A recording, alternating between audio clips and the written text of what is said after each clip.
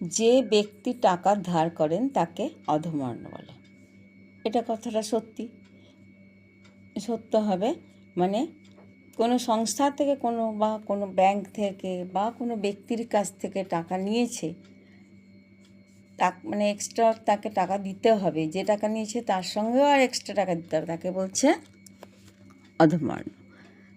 আর 2 নম্বর question হচ্ছে, আসল ও শতকরা বার্ষিক সরল সুদের হার একই থাকলে মোট সুদ সময়ের সঙ্গে ব্যস্ত অনুপাতে থাকবে। আসল আর শতকরা বার্ষিক সুদের হার যদি একই থাকে, কোনো পরিবর্তন না হয়, তাহলে সময় বাড়লে তাকে কী হবে, সুদটা বেশি দিতে হবে। সময় কমলে কম সময় নিলে সুদ কম দিতে হবে। তাহলে বেশির সঙ্গে বেশি আর কমের সঙ্গে কম, তাহলে তাকে আমরা কী বলবো, সরল সমানুপাতি। কিন্তু এখানে আছে কি বলছে, মোট সুদ সময়ের সঙ্গে ব্যস্ত অনুপাতে থাকে।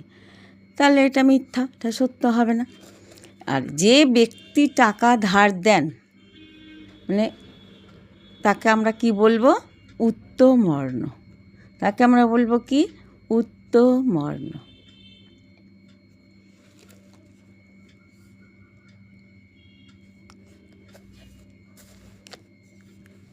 বার্ষিক, তারপরে কোশ্চেন, বার্ষিক এত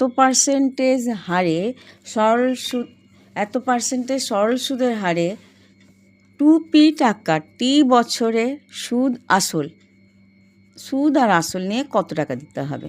তাহলে এখানে আসল বলে দিয়েছে, তাহলে আমার সুদটা এখানে হবে, শূন্যস্থানের জায়গায় সুদটা হবে। তাহলে বার্ষিক সরল সুদের হার কত, তো বার্ষিক সুদের হার R/2%। আসল কত, 2p। সময় t বছর। তাহলে অতএব I =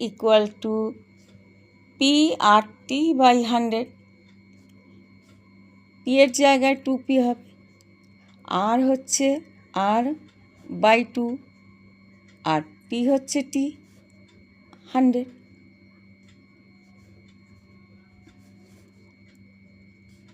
সমান হচ্ছে P/100। তাহলে এইটা আমার বসে যাবে এখানে, P